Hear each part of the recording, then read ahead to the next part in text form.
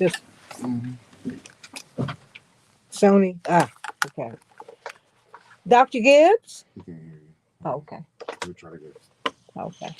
Dr. Gibbs? Hold on. He can't Oh, okay. Sorry. hear you. Dr. Gibbs? Good morning, Santita. How are you? I'm good. Good. Thank you so much. Yeah, certainly happy to be on. Oh, wow. I've got to get my father, I think, when you're Right. gone. Yeah. I try to give him just a little bit of running room. Right. Uh, bless his heart. But okay. Stand by. Hello, audience. Hi. Hey, everybody. Got a lot to talk about today. And then I want Someday We'll All Be Free by Donny Hathaway.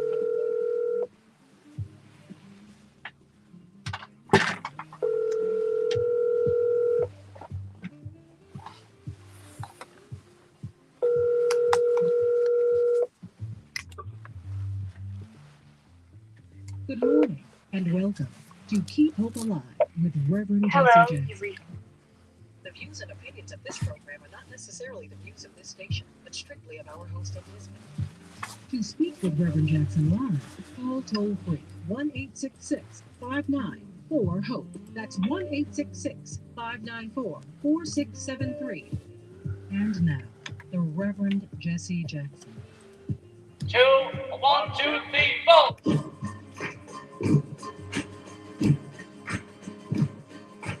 Everybody talking about bagging, bagging, bagging, bagging, bagging, bagging. This is the bagging, this is the all we are saying is Jesus all we are saying is Jesus Good morning, Reverend Erie. Please help. Hey, everybody. Welcome to Keep Hope Alive with Reverend Jesse Jackson, the prophetic John Lennon. All we're saying is give peace a chance. But peace is not merely quiet, it's the presence of justice. And college students are calling out for that all over the country, just as college students called for an end to the apartheid state of South Africa. They're doing the same in Israel 40 years later. So, what does all of this mean? Could this be, and it's been a long struggle, as all struggles are, could this help to dismantle Good morning, Attorney Jones. Please help us into. what Jimmy Carter has called is an apartheid state in Israel? Let's talk about that today. But first, we're going to talk about these presidential immunity hearings before the case that's before the Supreme Court. Should a president be allowed or be absolved of all crimes? Think about that, everybody. And what is the president already allowed to do? Have you thought about that? Yeah, absolutely. Let us talk about this on Keep Hope Alive with Reverend Jesse Jackson. In the second hour, we're going to kind of pivot in the first to what's happening at Columbia University and universities all over the country. I mean, you're even going to have a virtual graduation at USC. They say it's because of uh, fear of violence, keeping people safe, but you also have a Muslim American woman who's a valedictorian of her class. She had been banned from giving her valedictory address. Is that part of the reason? What's going on? Let us talk about all of this and so much more on Keep Hope Alive with Reverend Jesse Jackson. And we want you to stay tuned to the Rainbow Push. Please go to our website, rainbowpush.org. As we continue to build toward the future, you want to be part of our convention. Indeed, we will be gathering in June and we will be gathering here in August at the Democratic Convention. But I suspect you will also see demonstrations in Milwaukee at the Republican National Convention as well. There ought to be. Don't confine this to one party. This is not just bipartisan. It's an American issue because America has been funding the war on the Palestinian people. Let's be very clear. It's not just a war on Hamas. It's a war on the Palestinian people. And America has been funding it. And that is the understanding all through the global South, which is most of the world. So what are we going to do? Are we going to listen to our young people? Congresswoman Ilhan Omar's daughter was suspended from Columbia University a day after her mother sharply questioned in a hearing about these atrocities occurring in Gaza. Her daughter took the hit the next day, pushed out of her dorm. Meal card doesn't work. How does that work? Quite frankly, this has been happening for many, many, many, many years for people who have stood up for Palestinians. So let's talk about this on Keep Hope Alive with Reverend Jesse Jackson. And yes, he will be joining us today. We want to hear from you. 866-594-HOPE, 866-594-4673. And I do hope that you will join me on my show, on the Santita Jackson Show, on the largest progressive talk radio station in Minnesota, AM 950 Radio, the voice of progressive Minnesota, AM 950 Radio. But we stream on the Santita Jackson Show YouTube channel. And for all of you who are there right now, Zenobia and Shirley from beautiful Philadelphia and Jewel from fabulous New York, everybody share. And please, if you're on the Santita Jackson Show YouTube channel, like and share, like and subscribe, and then click that bell so that you can be notified when we come up. But let's talk about these presidential immunity hearings. In fact, it's not a hearing. It's a case before the Supreme Court. What will the courts decide? And what can presidents already do? And, are we a republic or an empire? What are we? I think we're asking some fundamental questions about who we are at this time. More of Keep Hope Alive on the other side of the break. Call us at 866-594-HOPE, 866-594-4673. Hey, Kenneth. Hey, Eric. Back in just a minute on Keep Hope Alive.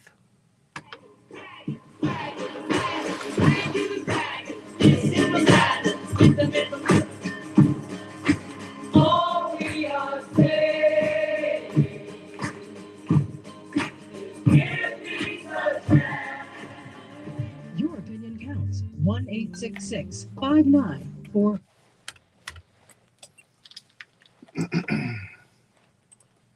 Okay. All right, Nita. Yeah. All right. Did you think of what your comment was? Tell her when it comes to the Palestinians, Reverend Jackson has a saying that eye for an eye leaves everybody blind. All right. That's why Jesus came, so we can work better together and not fight. All right. Hold on. All right.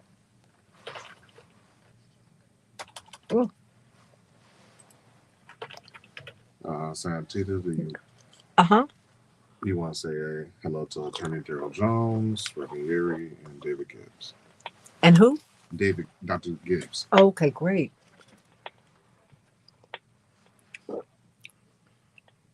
Yeah. Oh boy. Ooh. Good morning, everyone. How you doing? Dr. Gibbs? Yes, I'm here. Yes. How are you? I'm very well. Wonderful. Happy to be on again. Oh, look, we love getting you, of course. And I can't wait till I go live again in the morning so I can get you a little earlier before classes begin. It'll be in a few weeks. Right. Just trying to get things moved into my new place and make space, which is what I'm going to be doing more of today when I get out of here. Right. I understand. It's just been a lot. And Attorney Daryl Jones, congratulations on your wonderful event this past Friday. Thank you so much, Nancy. It was great seeing Lisa and the family out there. Oh, yeah. She and Uncle Mike gave you kudos.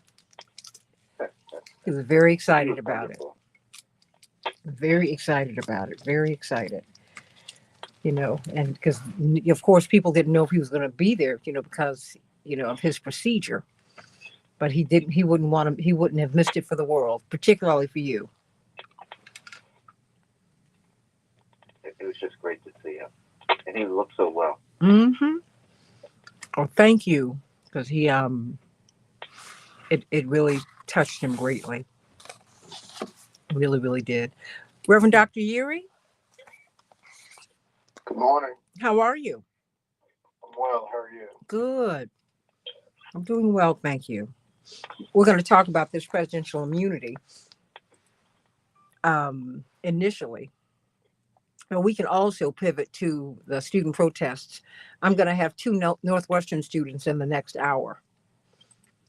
And of course, they're only going by their first names.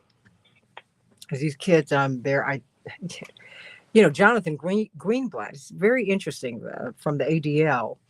He's calling for the FISA rules to be applied to these demonstrators, Dr. Gibbs and Attorney Yeary and Attorney Jones. I mean, have you ever heard of anything like that? That's crazy. I'm like, do you know how crazy this sounds? You already want to call the National Guard. I'm like, are you serious right now? They're protesting at Northwestern this weekend. Oh, I mean, and it's big too. Uh-huh. My nephew's up there. And they had graduation. Oh yeah. So, be clear. Well, you know what did they cancel the graduation at USC, Dr. Gibbs, or what did they do? I don't know. I don't recall exactly. They suspended. They of course removed the valedictorian. That's well known. I don't really know what the status is of the graduation ceremony there. It's also there's no in-person commencement. Mm-hmm. Which is insane, but I think they're doing it because they weren't going to let that girl speak. Yes, ma'am. Yeah. That's what that was. They were not going to let her speak. That's what they were going to do. You're listening to Keep Hope Alive. But stand by. Jesse Jackson. Call 1-866-594-HOPE. That's 1-866-594-4673.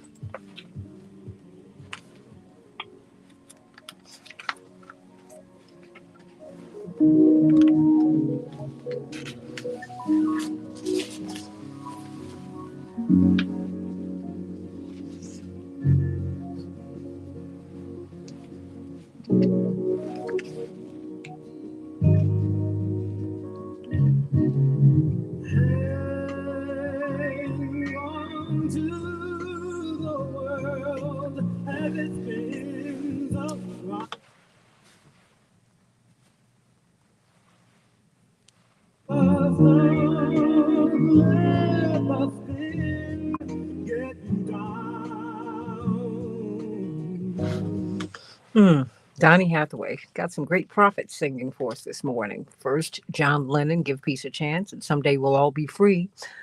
Both of them great. The great Donny Hathaway. From East St. Louis, but Chicago was his home.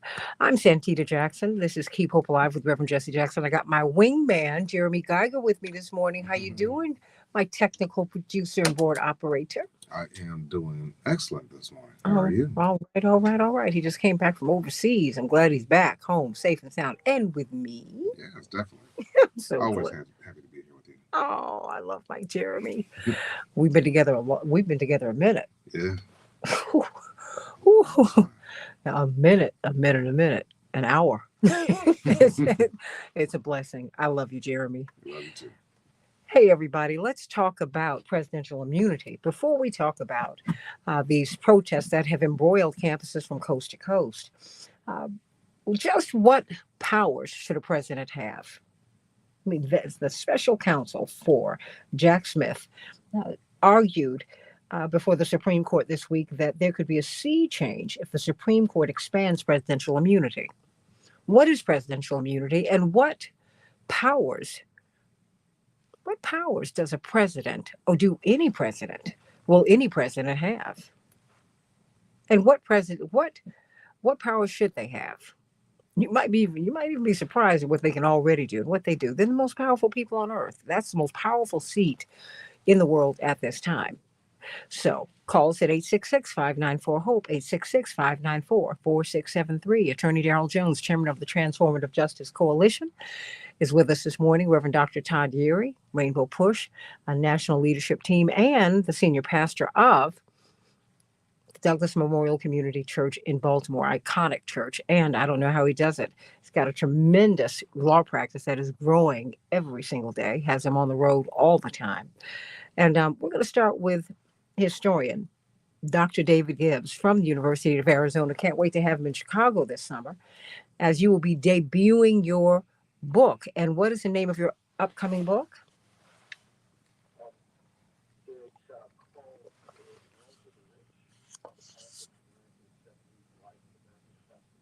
Mm, cannot wait and can't wait to have you here. We're going to work on getting you here. It's going to have a lot of fun. And we need to do it during the convention. Oh my gosh. Which is, I, I think, the events that we're looking at right now are from college campus to college campus and in the streets, even at the White House Correspondents' Dinner last night. There were tremendous demonstrations. And but let's start with presidential immunity. I somehow or another feel all of this is tied together. What a president and what the state has the power to absolutely do uh, to its citizens and other citizens. What is this case before the court? And more to the point, Dr. Gibbs, what can presidents already do? I mean, that might even surprise Americans. Technical legal issues, I prefer to defer to the attorneys who are on the panel. I think you have some attorneys who can probably answer the specific question better than I can. On the larger issue of immunity, what we have here is, as a general point, the case for the Supreme Court is whether or not a president can be tried for crimes committed or alleged crimes committed while he was president. And that's being adjudicated. And there are past cases on this. And again, the attorneys you have here can discuss that in more detail.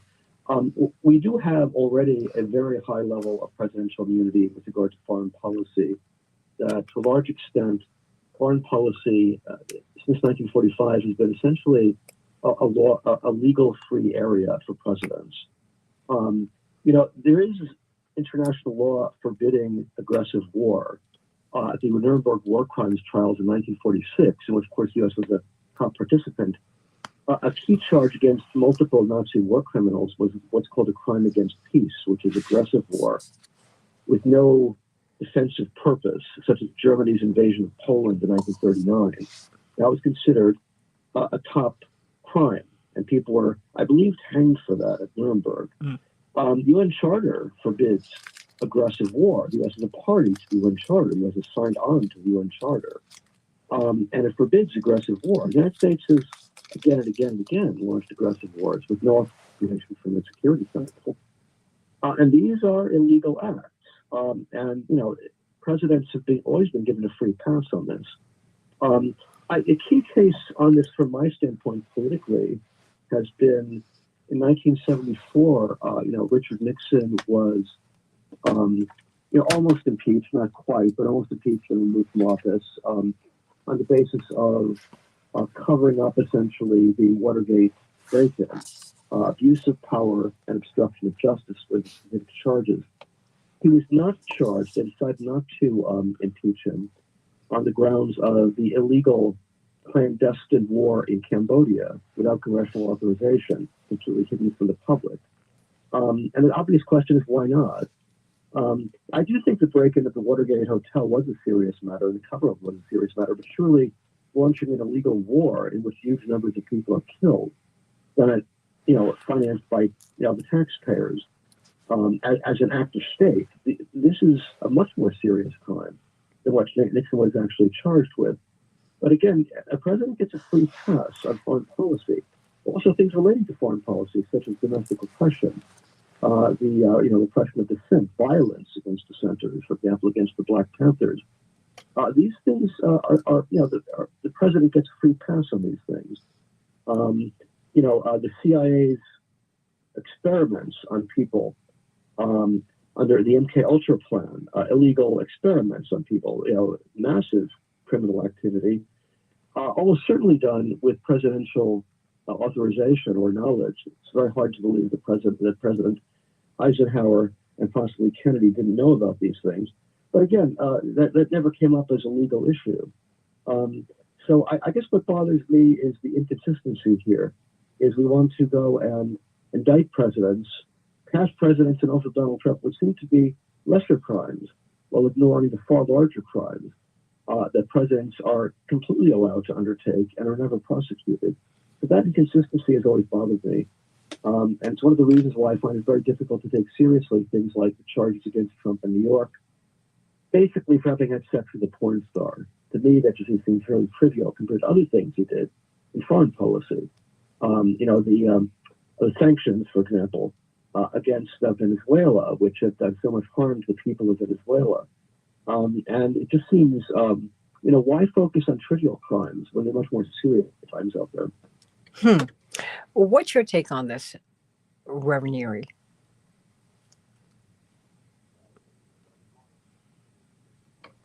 The take on is a couple. One, what is the limit of a president's authority? I think is the kind of the original question. And there are two Supreme Court cases that were actually cited during oral argument. One involving President Nixon v. Fitzgerald, and the other one later, which involved President Clinton v. Jones. Both of those speak to the limits of civil liability of a president while in office, and that a president could not be civilly sued. There's a Department of Justice memo that says a president could not be prosecuted while in office. So this question is really about, are there limits beyond those that the court has opined that would basically give a president absolute immunity while in office? Now, here's the problem. This is why I believe that the court's not going to come back anywhere close to an absolute immunity. They may clarify the limits of immunity.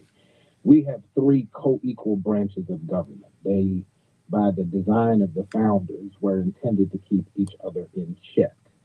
The Congress controls the purse. The Senate controls executive appointments and tries a president if they have been charged or impeached by the House. The president makes judicial appointments. The judges interpret and apply the laws that have been passed by the Congress and either signed by the president or vetoed and overridden.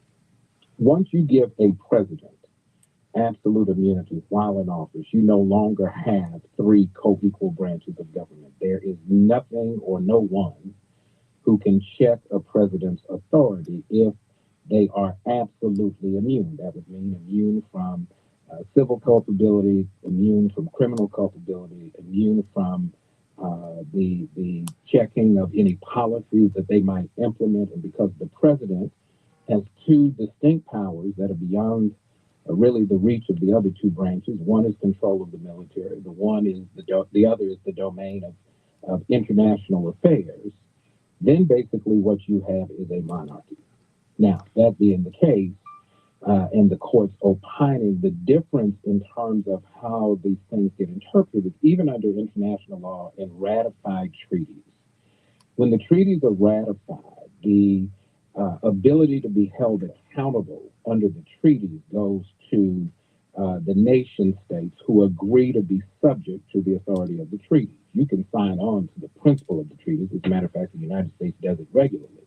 They'll sign on and say, we agree with this. We just don't agree to subject ourselves to any sort of international purview if there is a charge of violation against the international treaties. The most recent period where that was the case and the U.S. was prosecuted was during the tenure of President George W. Bush. And right after that, they removed themselves from the authority of the treaty. So international treaties are a little tricky. I mean, it just kind of allows you to give rhetorical support for what may be politically expedient, but they don't really have any teeth for national accountability when national governments overstep the bounds that are included in the treaty. So it's important to note that that's been always the sticking point, not just in terms of nation-to-nation behavior, but also the behavior of nations against its own people. That was one of the complaints that, of course, Brother Malcolm X made about taking the U.S. before the World Court. There needed to be a trial of the country. There can be a charge, and there could be even an assertion and even a finding that the United States has been culpable. There's no way to really enforce it because the U.S. would not make itself subject to the authority of any court for any behavior it would have. Now, that being the case then, it brings us to accountability in politics. The case in New York, while it seems to stem from this illicit relationship, the way it's framed is that this is really about a way to bypass the campaign finance law to make expenditures that exceed the limit and then allow for the ability to cover up other crimes that may be misdemeanors initially, but because there's a cover up to hide the expenditure and bypass the rules, it then elevates the case to a potential felony. That's the argument in New York. What's underneath it is this conversation about Stormy Daniels, but Stormy Daniels has really been a very minor player. She's next, I think, on in terms of the topical discussions. Her focus has not even come up. It's the prior one with another woman that has been the focus of the trial this week. So that when we hear these discussions, we have to make sure we put them in their buckets and understand them in their context of how the United States has developed law domestically and internationally, so that the people, when we go back to vote for our elected officials at the local, state, and federal level, elect folks who are legislators to fix the legal issues in terms of how the law is made, because I think we have to go upstream. It's not just how the court will say the laws will be enforced. We have to raise a question of why the enforcement is what it is based on the way that the laws are written in their current form, and make sure that the legislature, in response to whatever the court may do, will make the appropriate changes to the law so we don't find ourselves in this position again. Daryl, what say you? And everything that Reverend Yuri laid out is certainly correct in the analysis. And I think it's also important for us to understand why we're here and how we got here. And when we start talking about this absolute immunity of the president, we're here because of the actions of what happened on January 6th. That's how we got here. So once we look at where we are, and we start going through this immunity conversation, and the Supreme Court is absolutely right. The decision, whatever decision they make, is going to have lasting impressions and lasting impact for years and years to come. And I say that with this in mind. We now have a court that's trying to make a decision about President's actions of January 6th, where that president has appointed 3 of the justices that are going to be making this decision, one of which, Clarence Thomas, clearly should not be sitting to listen to this case and rendering a decision based on the actions of his wife, Jenny Thomas, who was at the insurrection and was in constant contact with Mark Meadows from the Trump administration regarding what was going on, and had, at a minimum, an appearance of impropriety with regards to the contact and influence that she was having with Justice Thomas. So we're at this period now where this monumental decision is coming from the Supreme Court. One justice we already know shouldn't be there, but is not going to refused to recuse himself. 2 other justices have been appointed by this president, and the question now is, what will the justices do in terms of lowering, or what I would say, correctly finding that President Trump does not enjoy absolute immunity from prosecution? I think all the justices are going to agree that there's no absolute immunity from prosecution. But the question is, will they try to fashion a way to not have this president stand for trial prior to the general election in this case? And that's what they've already started doing. So when we start hearing the questions about going into what's an official act and all this other stuff, what they're setting up is that, if they decide that the court must first determine whether or not the act that's being taken by the sitting president is official act or not, means it's going to require another hearing at that lower court before their case can continue. So it's a way of just postponing and extending the time frame from which the case can be completely brought to trial and concluded, trying to prevent it from happening by November. That's what my big concern is here. Is I think that clearly there's no absolute immunity, but this is a delay tactic, and we're going to see the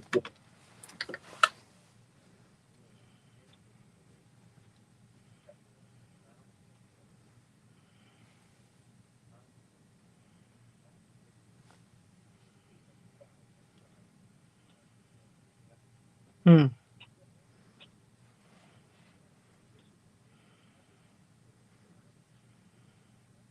Sure.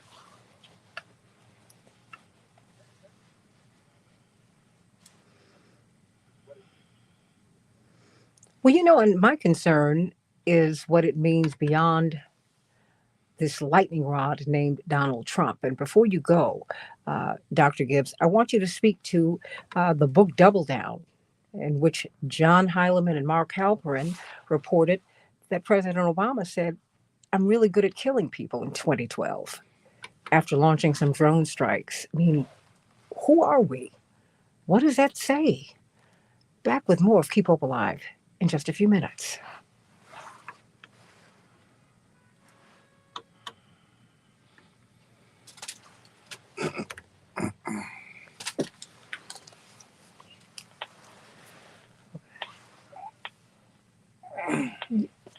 I had to pull that back up, Dr. Gibbs and Yes. Reverend Yuri and Attorney Jones, because you know, I I enjoyed their books, and they were revelatory. Double Down and Game Change, and all. I mean, they really were. And plus, I've been in one or two campaigns, and it's really funny to watch.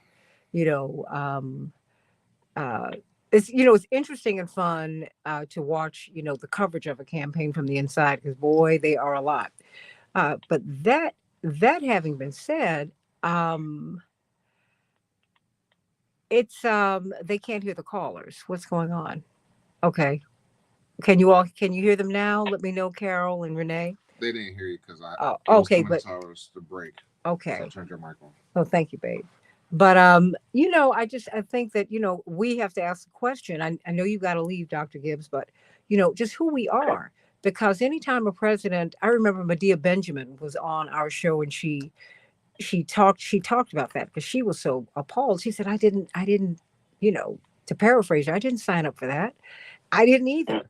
You don't sit in a national security meeting, and when you're planning out the strikes, because they would have meetings once a week about whom they were going to strike, and that's part of Yes. the job too.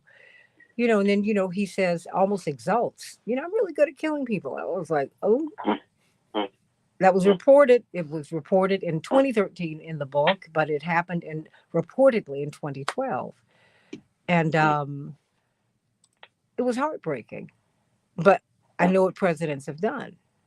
you know, and it's because we keep focusing on Trump, the person, and not the process and what has been happening. This ain't new. 30 seconds.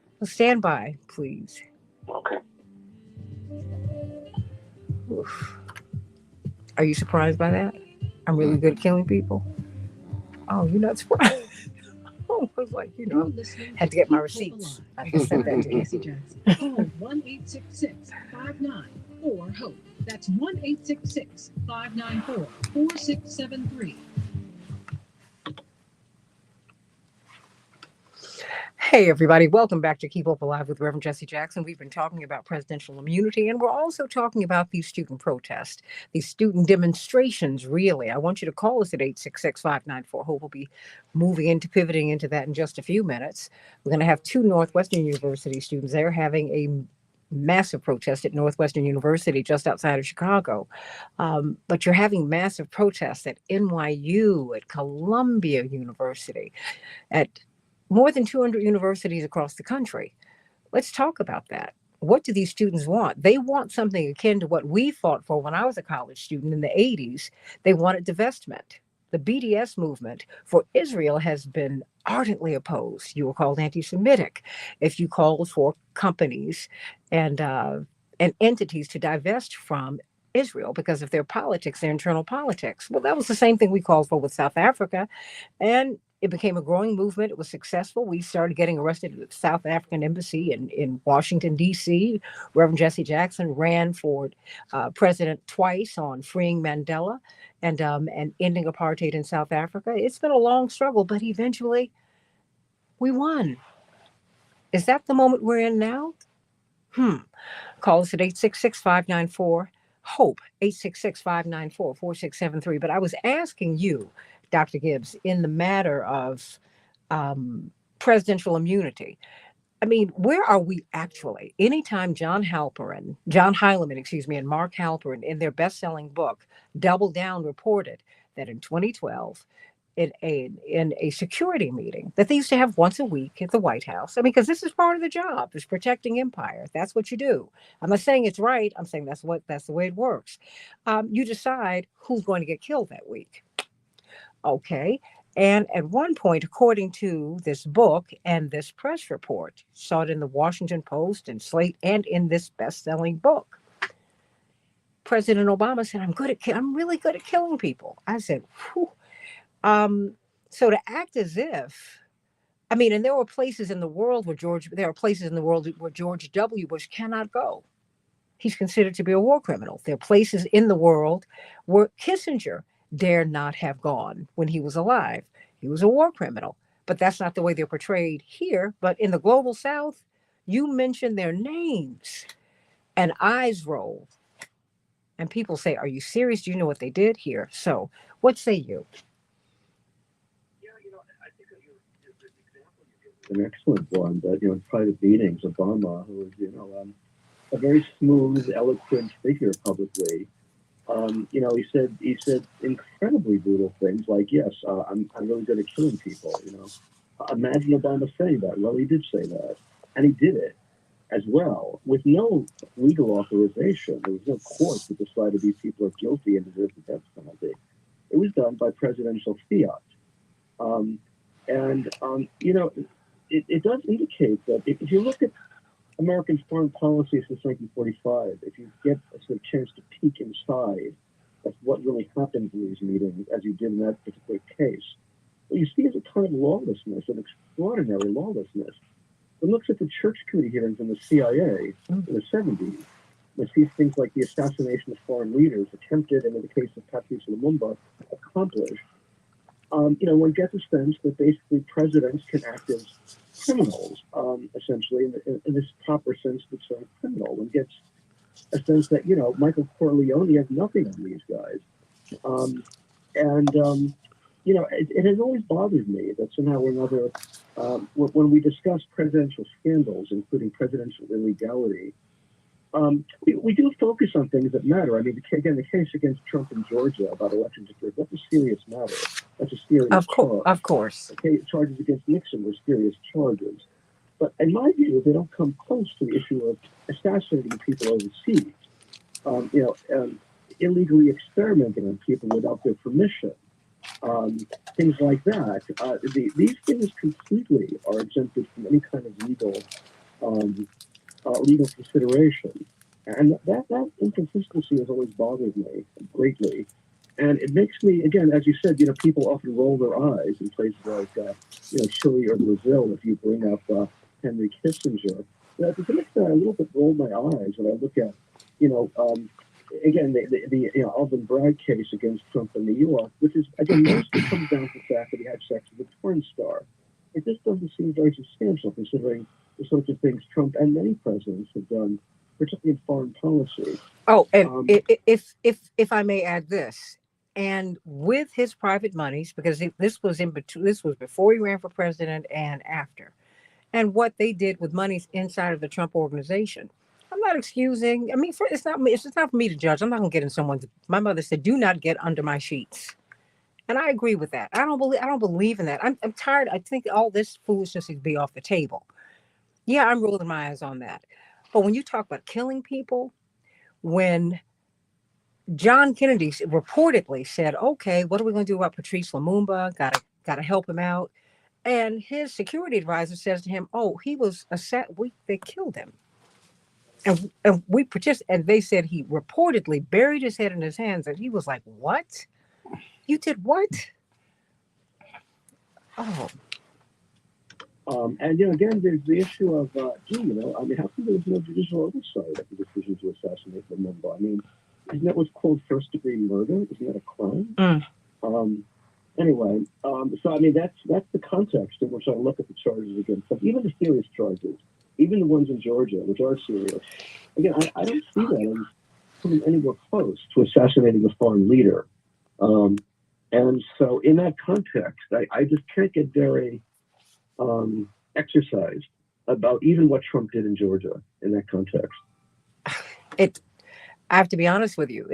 I'm not speaking on Reverend's behalf. I'm speaking on mine. It's hard for me to do that when I see these things. And when I think of Fred Hampton and Mark Clark, when I think of Reverend Dr. Martin Luther King, when I think of Malcolm X, when I think, and when I know what I know, when I think of the Red Squad in Chicago, who targeted my father. That was a man who drove him around for years. And he said, after he got to know my father, my mother, and his kids, and the people at Push, he just couldn't bring himself to kill us. But that's what he was sent to do. I mean, and he went public with it. It was just like, are you what? I mean, and living under surveillance. Every time I talk to intelligence professionals, they offer me and my family an apology. Dr. Gibbs, Reverend Yuri, Attorney Jones, they're like, well, we know what you. I said, I know, but we're still here. We survived you. Next, I mean, I'm just so. I mean, just culturally, historically, where do you see before you go? Where do you see this case going? I mean, do you think it could spark a larger conversation about what we really do and what we really, really want a president to be able to do? Or are we just going to focus on Trump?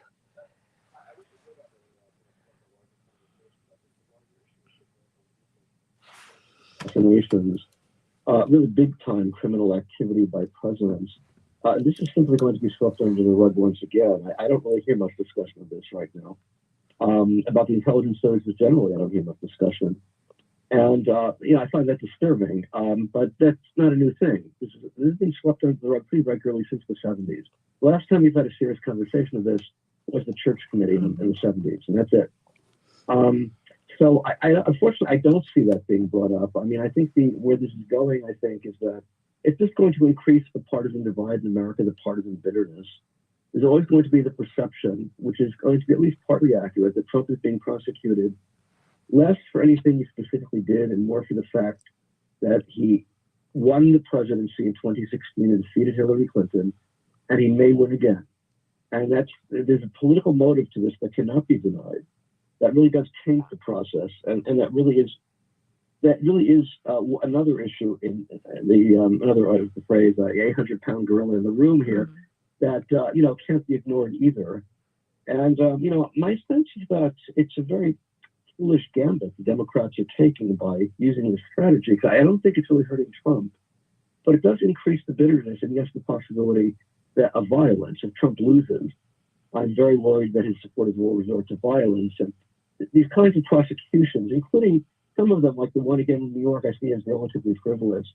This increases the risk of violence, and I very much regret that. And I think the Democrats would be better off dealing with this at a political level, showing that Trump is a bad man and a bad candidate, and rather than trying to basically convict him for, again, political motives, basically taint the process.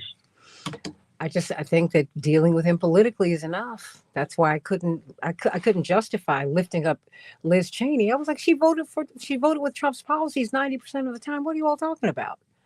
No, she is upset that Trump put her father and the establishment Republicans out of business. This is personal for her. Get away from me with that. You miss me on that. Is it well? Before you go, Reverend Dr. Yuri, and I'd like to give them a chance to respond to what you said, or just to speak of, about what presidents actually do. Reverend Dr. Yuri, let's not be naive. I mean, you're a veteran, and you're also a student of politics, and of how, and you have a great understanding of how the world works.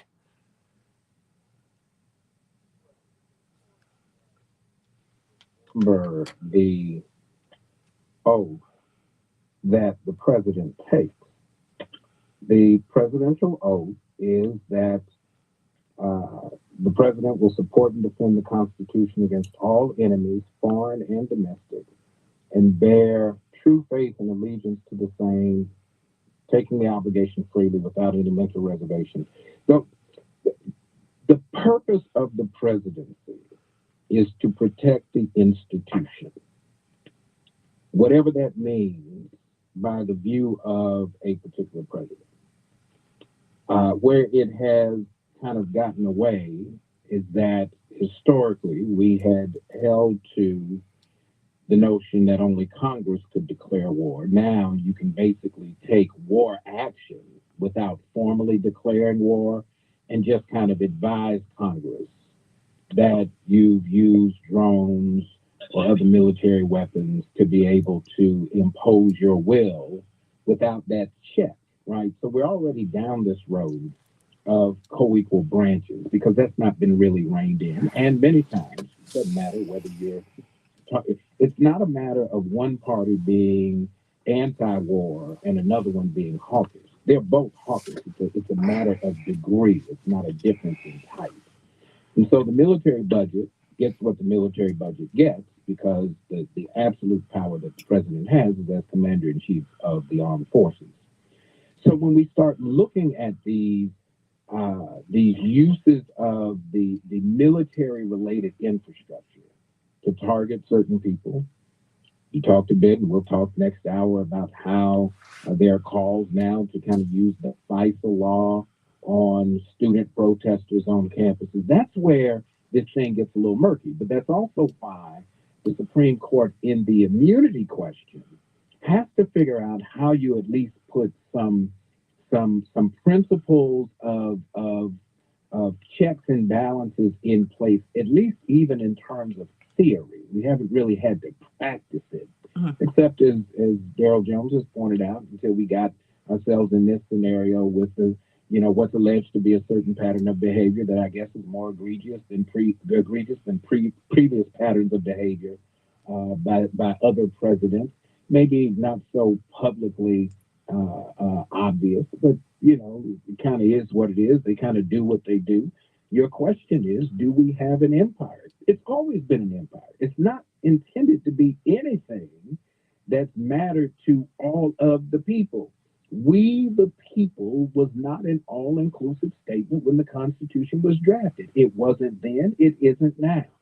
And unless we recognize that the only way the Constitution has become inclusive, even for all of us on this call, unless we happen to have been part of kind of some aristocratic lineage that now moves to kind of an oligarchical presence, the truth of the matter is land ownership at a particular time with a particular posture, a particular gender, meant that you had access to the system. Women could not sue without permissions of their husband if they happened to be married. If you weren't married, you were just out. The truth of the matter is that the rest of us have been, to some degree, property of the empire. Some actual property that could be left in wills, some treated as property to have the will imposed on us. Let's not lose sight of the fact that this particular issue, these trials, are happening at a particular point in history. That's why Professor Gibbs teaches history, because he helps us to make sure that we don't get stuck in the currency of the moment and forget that we didn't just arrive here. Whatever date you pick in history is not the proverbial biblical beginning of the text in the beginning. There was stuff that happened before that. And if we don't incorporate our analysis with the trajectory of what has happened over time and use it to inform the decisions that we make, then we will live out that proverb that says, those who forget history are doomed to repeat it. Doomed and damned. Oh, excuse me, Attorney Jones. I mean, there is this. I think Americans, maybe, I think more people get into the military and really begin to see things. You know, we're not talking about theory. I'm talking about what we actually do. And I think that should be part of the discussion that we are having. We continue to focus on Trump and on what he'll do when he goes into office, if he goes into office. instead of going beyond the person and looking at the principle of what it is that we already do. Attorney Jones. And we start talking about the guardrails of the presidency. What guardrails should exist, particularly when we're talking about the president's immunity. So, we talk about Lumumba. Hold on one moment. Can you turn up the volume? I just said we can't hear you as loudly as we need to. Oh, much better. Yes. The execution powers of the president with regards to the enemy, the execution of enemies. And we think about the execution of bin Laden. What's the difference between executing a foreign leader who you have declared to be an enemy of the country and executing someone domestically who you've declared to be your personal enemy? That's what's being parceled here, and that's the question that was posed, I think, by the Supreme Court in asking the question of immunity, when they asked the question of, if the president orders the assassination of his political enemy domestically, is there a differentiation between the immunity of ordering the execution of a foreign leader and ordering the execution of a domestic leader? How do you delineate between the two? Both are a killing. Let's be clear. Both are a killing. And the question becomes one then of the immunity of the president. And what immunity should he or she at the point have? And I think it's a very valid question to ask. In addition to that, when you broaden it out, because once you start going beyond and questioning the power of the president to be able to be immune from execution, well, what other actions? And that's what this case, I think, is all about. If you're stopping the transfer of power and you're still the president, are you still immune? How to what degree do you enjoy that immunity?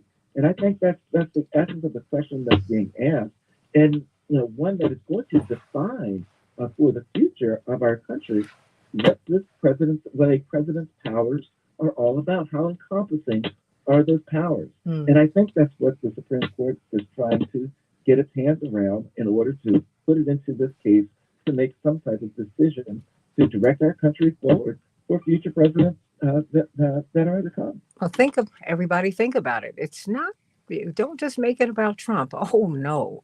This is about what presidents have done and what they could do in the future, the nature of the presidency. We need to think about that. We really, really do. And one of the gifts of this moment in time is that we're having to face these questions. And maybe it took Trump to get us here. I hear that. That having been said, this is not about him as much as it is about the presidency. Don't make it about the person. Please don't. It's beyond him. It goes to the heart of how we deal with power, being the most powerful nation on earth. How do we use it? Do we abuse it? Think about that. Think about Reverend Dr. Martin Luther King, who was an enemy of the state, who was pursued by the top cop in America, J. Edgar Hoover. He was hated. And many people have implicated our government in his killing. And Malcolm X. You can just keep on going down the line. Think about it. Carolyn Bryant, protected by the state of Mississippi. Her arrest papers were kept in the courthouse in Mississippi. Think about that.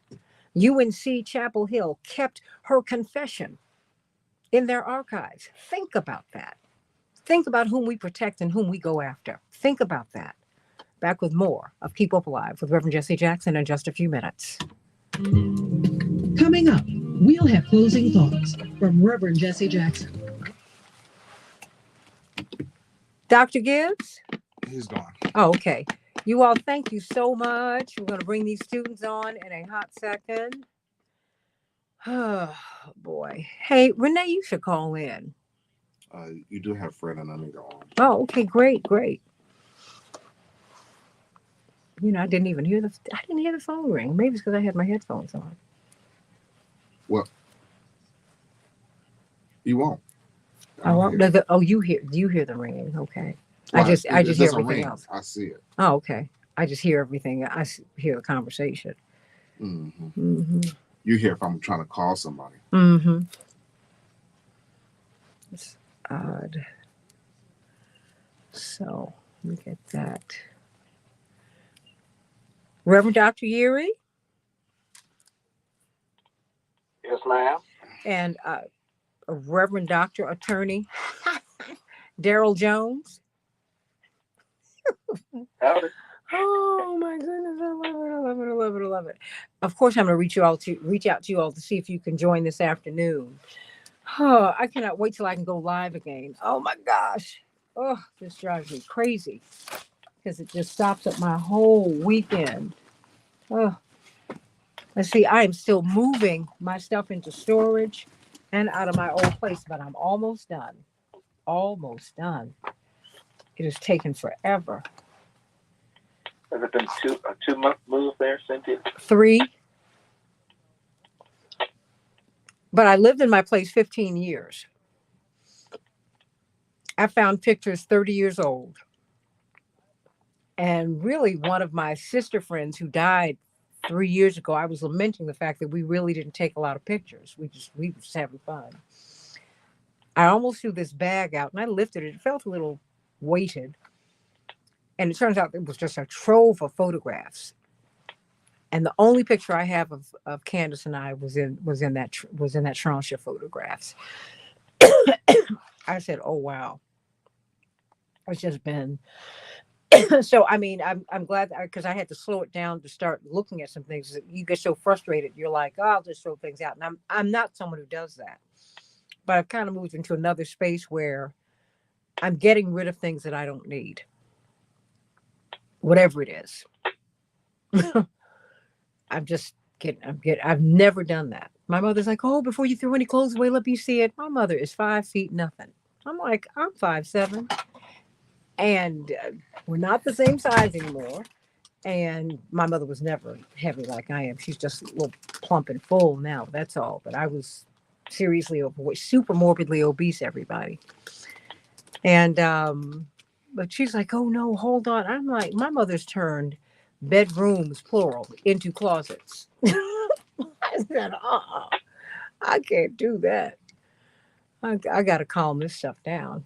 Gotta let things go. And I think that's a metaphor for so much in your life.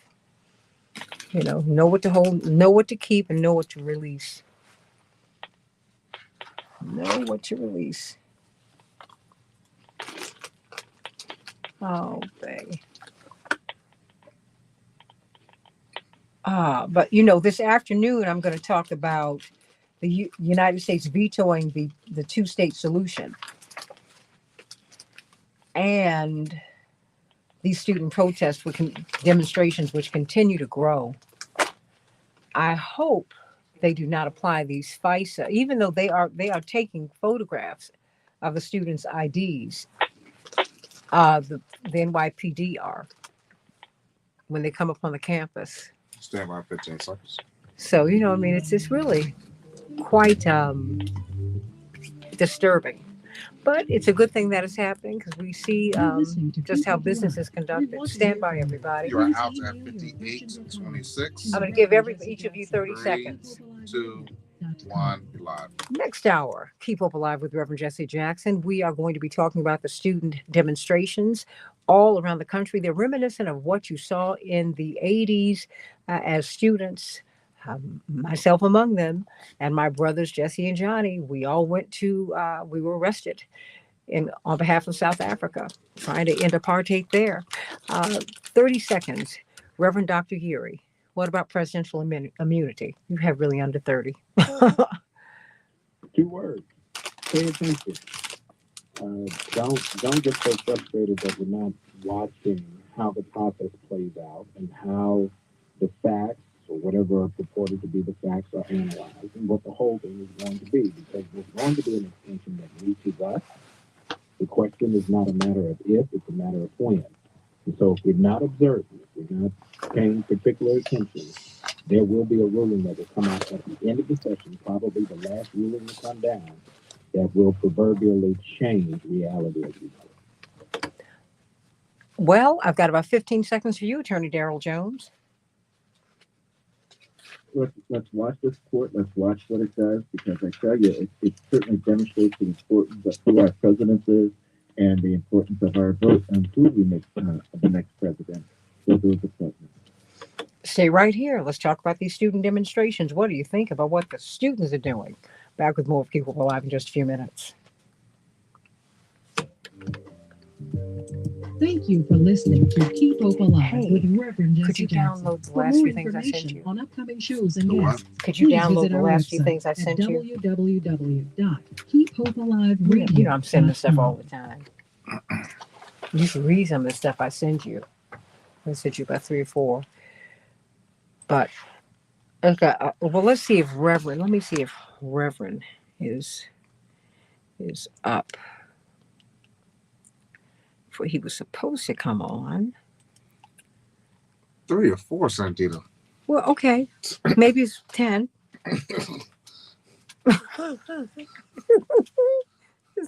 Just please, maybe it's 10. I don't know. More than that. Well, Hold on. like the last 2 or 3. Let me see where he is.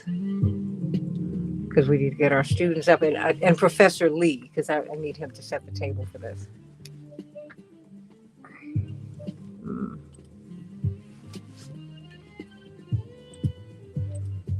Okay.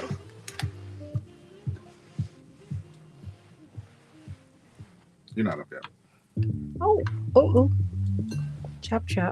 Good morning. What'd and you say, welcome 3 or 4? to Keep Hope Santita. Alive with Reverend Jesse Jackson. The views and opinions of this program are not necessarily the views of this station, but strictly of our host and his guest. To speak with Reverend Jackson live, call toll free 1-866-594-4673. Hello? And now, Hi, good morning, Professor Lee. Jackson. Yes, hi. Hi, this is Keep Hope Alive. Please hold for Santita. Everybody talking about flag, flag, flag, flag, flag, flag. This is the flag. This is the flag. All we are saying is this is the flag. All we are saying is this. Hey, everybody. Welcome back to the second hour of Keep Hope Alive with Reverend Jesse Jackson. I'm Santita Jackson. It's a joy to be with you today.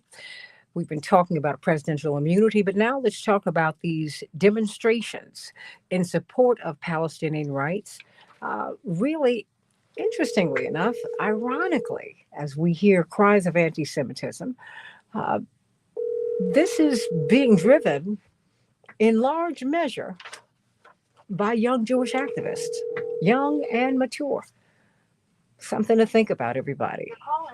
We've got to look at what's driving these demonstrations, these protests. Let's look at the nature of anti-terrorism laws in the United States. I mean, the nature of how we look. Professor Darrell Lee, anthropologist and attorney at the University of Chicago, joins us. And I saw him on Democracy Now!, and it was so fascinating, in which he asserted that these anti-terrorism laws are anti-Palestinian at their core. And then he was talking about, in Hammer and Hope, the rise and fall of baby boomer Zionism and the ties that Zionism in the United States have to whiteness. We need to talk about that. What's really going on here? I mean, because, and I've seen it in my own life, it is people of color, particularly Black people, Black activists, and the Angela Davises, the Reverend Jesse Jacksons, and on and on and on, who pay the heaviest price for supporting another set of oppressed peoples across the world. Let's talk about this, everybody. And what do these students want? They want something that's been fiercely fought by the Jewish community. This is Keep Up Alive. BDS, boycott, divestment. That's right. They want their universities to withdraw their monies from Israel and Israel adjacent companies that make products there. They said, no, we need to divest. Will that happen? What do you think is going to happen here? Will this movement have the same kind of impact that we saw the student movement have in the 80s with South Africa. That was not the only thing that moved the needle on South Africa, but I promise you it made a huge difference, as did uh, the students from the 50s and the 60s dismantling segregation in the United States. The students really do matter, and they vote. Let's talk about this on Keep Hope Alive with Reverend Jesse Jackson. Coming up, Professor Darrell Lee talking to us about the nature of anti-terrorism laws and what this is really about. Who's targeted when they support Palestinians and Black folk, mm. and and just a lot of people. So let's talk about this on Keep Hope Alive with Reverend Jesse Jackson. Back in just a few minutes. All we are saying is give peace a chance. All we are saying, we can get to one all today. Give peace a chance. I love that guy. 1-866-59. I give Isabel, Eden, and We have Professor them? Lee on. Oh, we have them on? Hello. Hey, Isabel? Hello. Yes, hi. Hi, Eden. Hello, this is Eden. How are you? Sending you so much love today. Thank you so much. I'm doing as well as I can be. Well, look, this is, believe it or not, it's a hopeful time because so much, it's always darkest before the dawn. And many of us didn't know each other before this moment. And we're beginning to see beyond, we continue to see beyond color lines and all these lines that we have between and amongst ourselves. They really are artificial. And so I tell you what, as a student, a college student from the 80s, it moves me greatly to see what you're doing today. And I know, thank you so much. Oh, it's a wonderful thing. And I know Reverend Jackson is excited about what he sees because, of course, he and Mrs. Jackson were doing this in the 60s as college students. So we just keep on moving, keep moving the needle. Now you've got the baton to go on and run with it, Isabel and Eden. And happy may you have a blessed Passover season. I hope that it's been a blessed one for you. Yes, thank you. Oh, absolutely. I'm so glad. And we've got Professor Darrell Lee from the University of Chicago, Reverend Jackson's alma mater. He went to divinity school there. And he has written some really interesting pieces. I read this in Hammer and Hope, but I saw you on Democracy Now, Professor Lee, and I said, oh, I've got to find him. I was desperate. And you responded yesterday, so thank you so much. Oh, really? I've got to get you on my show. Good morning. It's so good to be with you. Oh, Thank absolutely. I think that, what Isabel and Eden, they're at Northwestern University. Isabel and Eden, would you like, how do you, I mean, do you, are these pseudonyms? I just want to make sure if you want to use other names. Those are fine. Okay. Yeah, I'm good with that. Okay, no worries. I just always want to be certain and go along with it because I get it. Trust me. But these people they know who's doing what. Trust me, I've lived under surveillance all of my life. They know exactly who's doing what. Yeah. And you can't be intimidated by it. So look, I'm Reverend Jackson's daughter. Many of my parents' friends have been killed, and I never expected to have my father past 39 because the people who had his profile were all killed at 39. Malcolm X at 39, Dr. King at 39, Medgar Evers at 37, and I was raised with the understanding that was a very, very real possibility for us. And so I think when you live under that, you have to leave your home because of bomb threats. Many people feel that my brother's imprisonment was political. It just makes you're not, at some point you stop, you stop being afraid and you go on and you do what you're supposed to do because I'm a woman who believes that there's life beyond here. So I just want to do my part while I'm here. So the Bible tells you to be not anxious, and I don't want you all to be afraid. You just go on and do the right thing. The softest pillow is a clear conscience. So we are proud of you and what you're doing. Thank you so much. So it's a good time. Plus, you're meeting some wonderful people. I know that's what happens with, when you get in these movements. You meet people, and it really is a life expanding experience. So just take it from me, roll with it. Okay, it's gonna be okay. Just roll with it. You all are Thank doing you. great things. I didn't even know Stand by. Professor Lee You're before listening to now, Keep Hope Alive with but Reverend now I Jesse Jackson. do, Call 1-866. and I'm I'm so glad excited. you connected. Hope. That's 1-866-594 Stand by. 4673.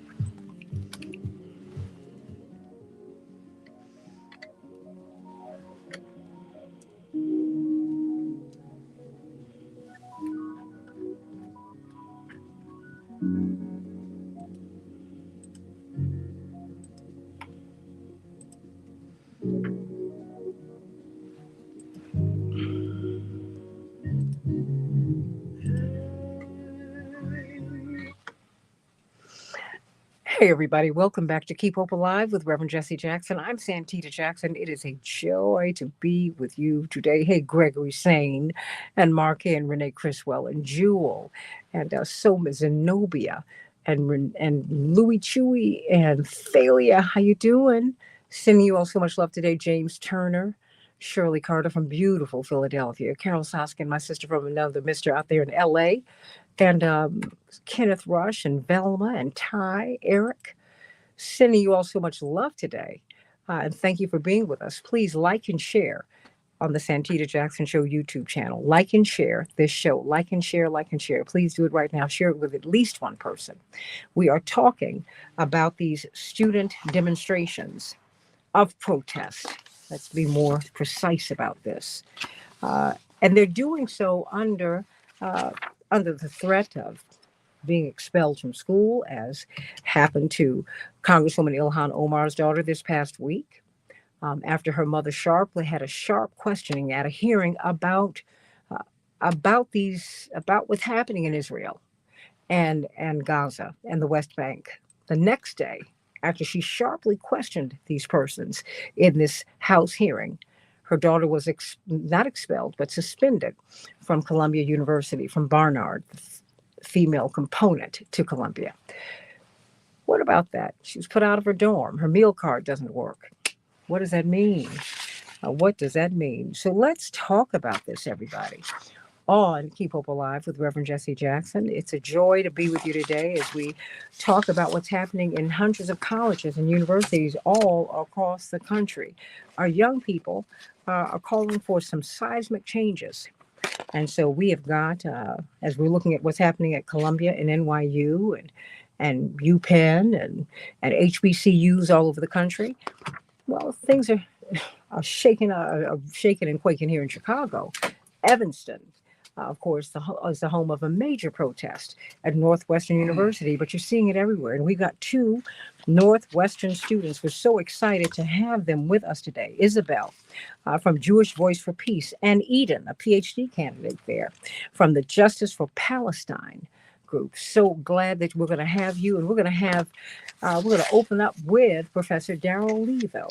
Professor Darrell Lee, attorney and anthropologist from the University of Chicago, has been doing some tremendous writing. I saw him on Democracy Now! This week, in which he was saying that, anti-terrorism laws are really anti-Palestinian at their core. At their core.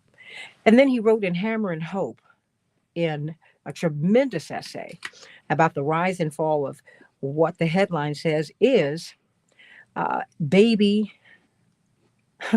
boomer Zionism. He wrote, Palestinians in the Gaza Strip have forced open a chasm of outrage between peoples and regimes around the world through sheer steadfastness in the face of untold violence. This is most true in the United States, where polls consistently show widespread support for a ceasefire, while the ruling class doubles down on genocide in the name of Israel's, quote, self-defense, close quote. Elite panic manifested in crackdowns on dissent, which Isabella Eden will speak to shortly, has clarified to growing numbers of Americans a basic truth. Any hope of building a multiracial left strong enough to confront the resurgence of fascism depends on solidarity with the Palestinian liberation struggle. Wow. This is because, he writes, Zionism, the movement for a state for the Jewish people in the Eastern Mediterranean, is the cause that happens to most powerfully unite liberals and the right in open expression of racist warmongering. Welcome to the show, Professor Darrell Lee. How are you? Great to be with you. I'm so honored to share space in this conversation with you and Reverend Jackson, and of course these wonderful students who are at the forefront of a generational uprising. It is a generational uprising, and it's something that is stunning. I remember when Reverend Jackson ran for president. Of course, this predates their births. When, of course, because he had done so well in 84 and 88, he was able to put the Palestinian question on the table. You could not mention the proper noun Palestinian in the negotiations. I mean, it was forbidden. We had a no-talk policy. You couldn't talk to Palestinians. That's what got Ambassador Andrew Young fired from his job as the UN ambassador in the Carter administration. I mean, he could not make money in the United States. He had to leave the United States to make a living. So when we talk about doxing and all of that, we've seen this before. But what are you asserting in this, when you say that these anti-terrorism laws are anti-Palestinian in nature, as we hear Jonathan Greenblatt of the ADL saying that, we need to apply the FISA laws to the demonstrators, to Isabel and Eden, and all of these young people out here who are Jewish, who are Arab, who are Muslim, who are Christian, who are Black, and just talk to us. And you said that Blacks and Palestinians pay the heaviest price. I know I gave a lot to you, but you said a whole lot.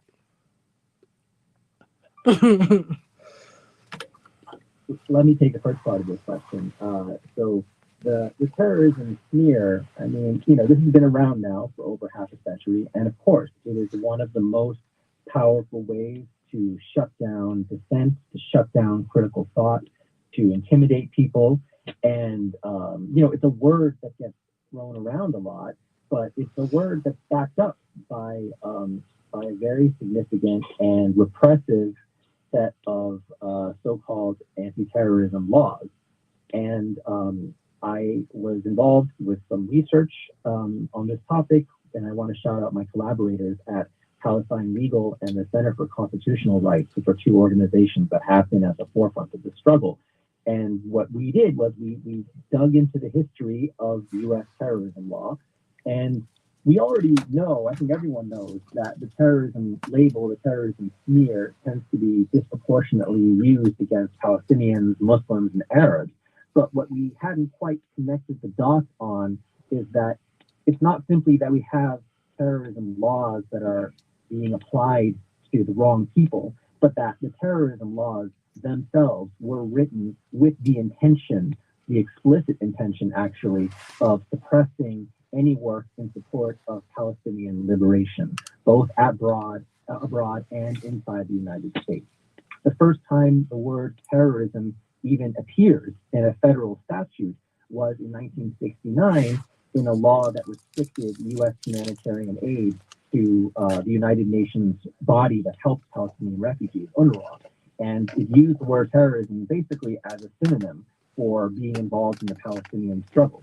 And of course, that law has a lot of relevance for the efforts today to defund UNRWA, which is basically another way of trying to starve the Palestinian people in Gaza and to contribute to the genocidal warfare against them.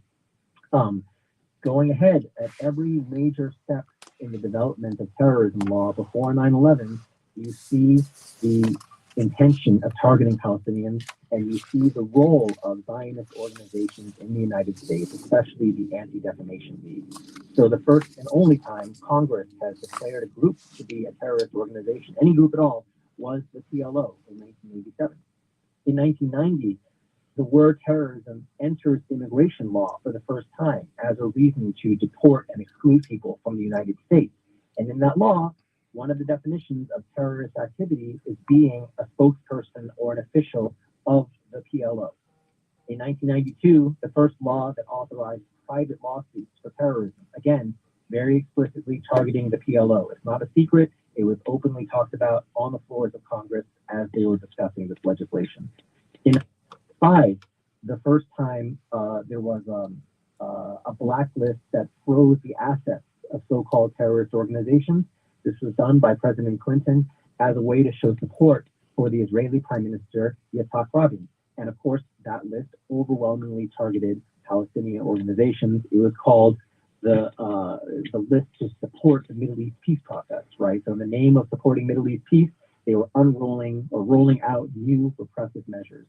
And the most important law, I think, in 1996, the one that criminalized so-called material support to terrorist organizations. So this is an incredibly broad law.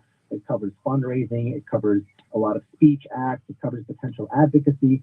This again was a law that was heavily pushed by the ADL. It was at the top of their legislative wish list, and it was explicitly part of an effort to crack down on Palestinian organizing inside the United States, and especially the Palestinian Arab Muslim communities in the Chicagoland area, especially around Bridgeview. So this is a very long history, and these laws have been on the books for a while, and they cast a long shadow over things that are going on today. Just last week, the House of Representatives passed a very disturbing bill that would take these repressive laws one step even further.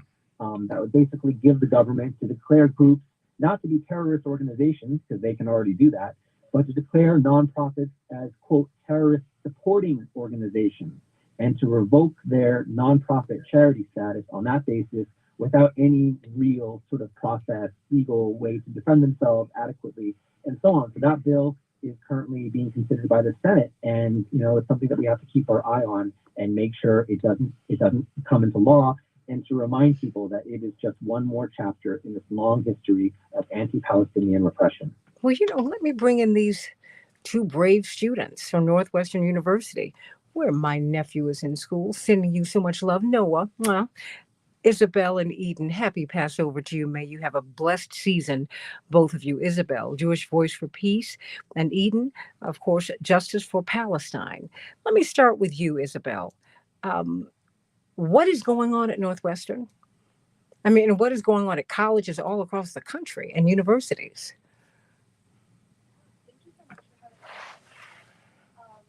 Western, alongside colleges across the country, are showing our support for Palestine. We are first and foremost here for the people of Gaza. We are here united in the struggle with them. At Northwestern's campus, we are specifically asking for the demands of our People's Resolution. It was a resolution that got over 1,500 signatures and was passed by our Student Senate. And those demands are as follows. The first is disclosure of investment and divestment from debt. So anything that is making money for the university from genocide and the genocide in Israel. We are asking the university to cut ties with Israel and programs that are directly linked with Israel. And we are asking the university to protect the free speech and right to demonstrate for all of its students. So that is why we are protesting. That is why we have our encampment.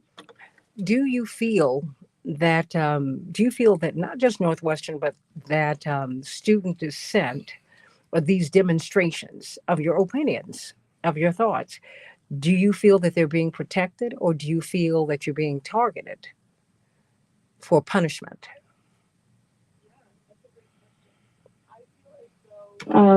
Administrations across the country are targeting students. I think at Northwestern, we have been, call it lucky or successful, to not face the level of police violence that we are seeing in a lot of other universities.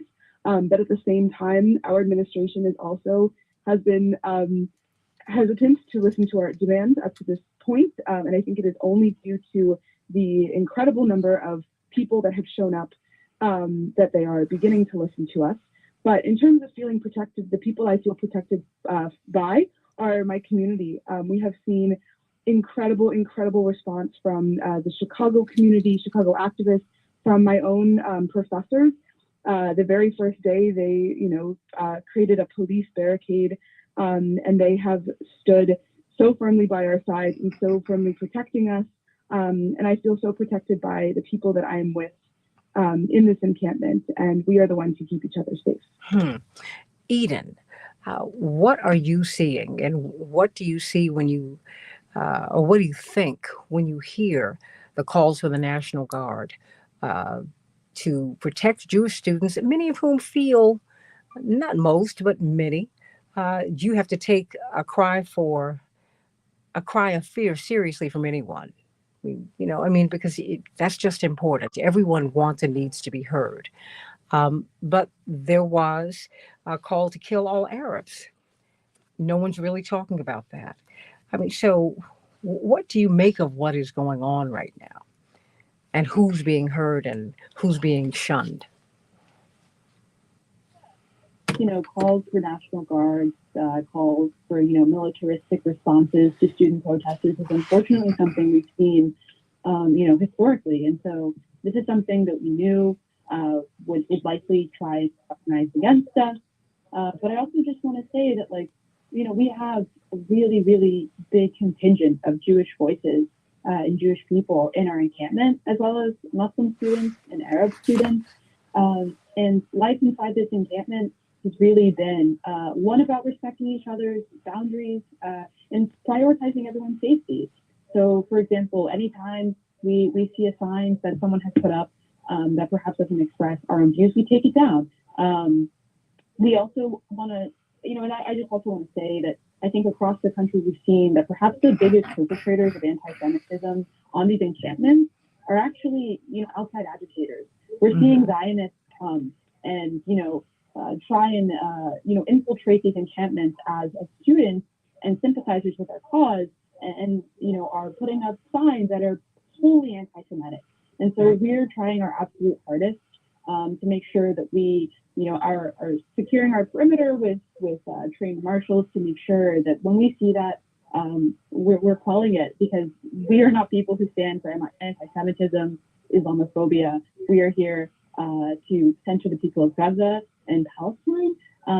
But, yesterday we had an incident where an Evanston community member who self-identified herself several times to us as a Jewish American woman tried to walk her dog through our encampment. And, we left her alone and she called the police on us. And at that point, we began filming her because we saw that on the phone, she was essentially playing political theater.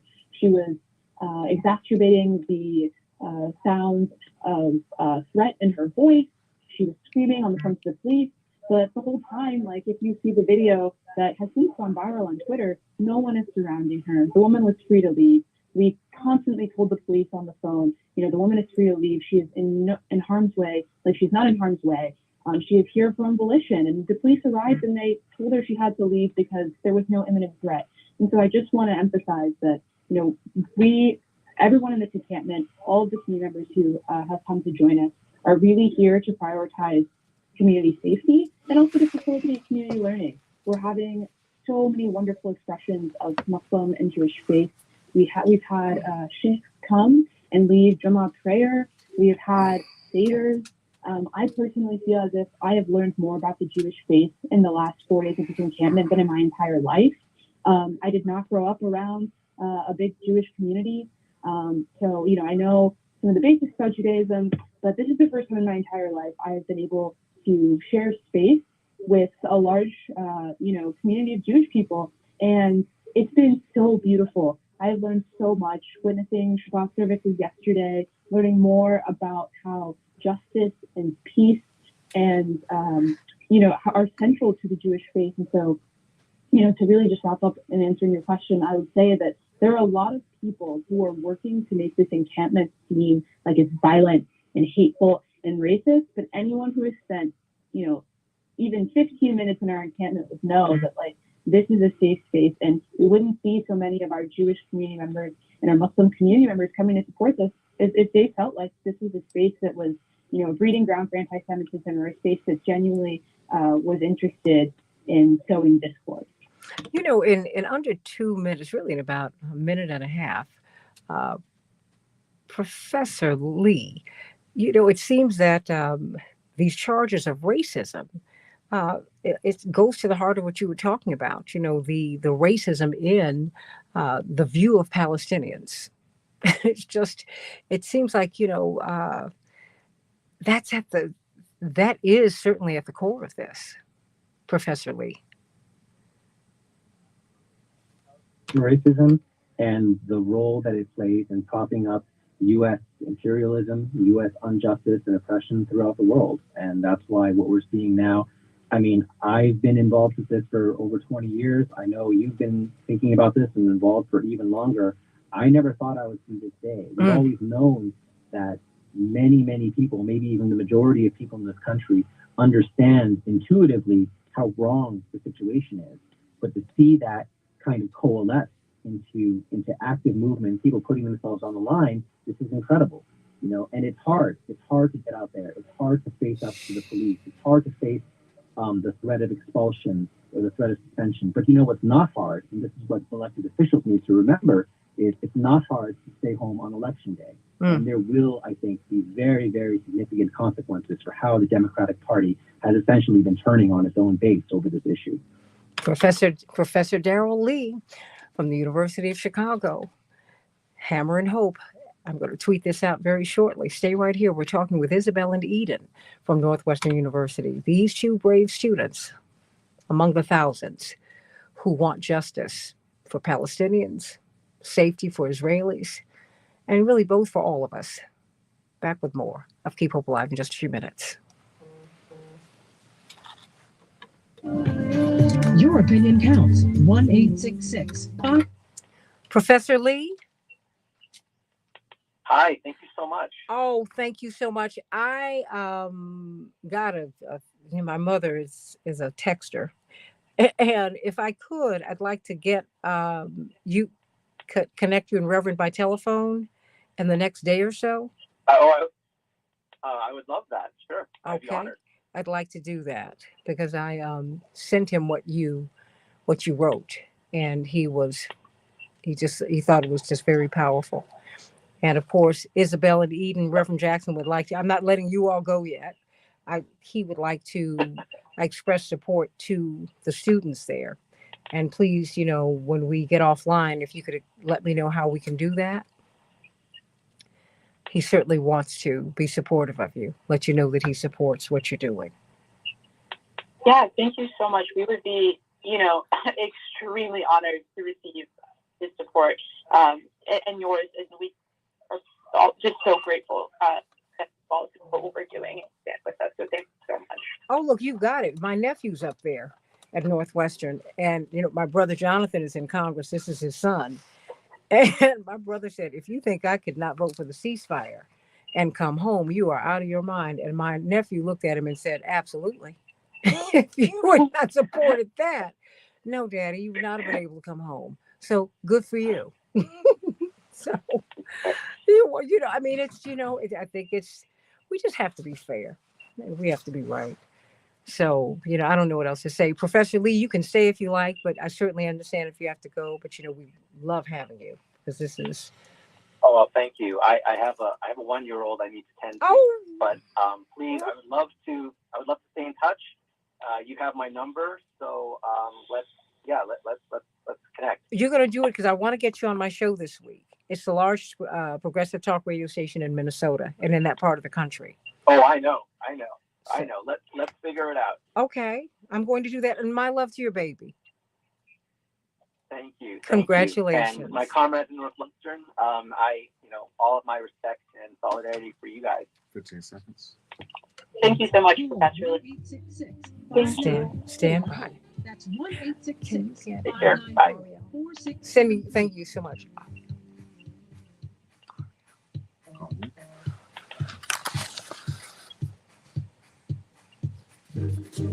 She didn't pick up. I'll call her. Hey, everybody. Welcome back to Keep Hope Alive with Reverend Jesse Jackson. I'm Santita Jackson. We're talking with Isabel and Eden, two Northwestern University students. What you're seeing happen in Columbia University and NYU, UT, Austin, USC, all over the country. Well, it's happening at Northwestern too. It's happening at more and more universities and colleges all around the country, the White House Correspondents' Dinner, they call it the Geek Prom, right? I've gone for years. And it is that Washington establishment meets Hollywood. Well, they had to walk through or walk past a throng of demonstrators, of protesters on either side of the street. Yeah, I mean, the world is really in an uproar about what's happening in Gaza and in the West Bank.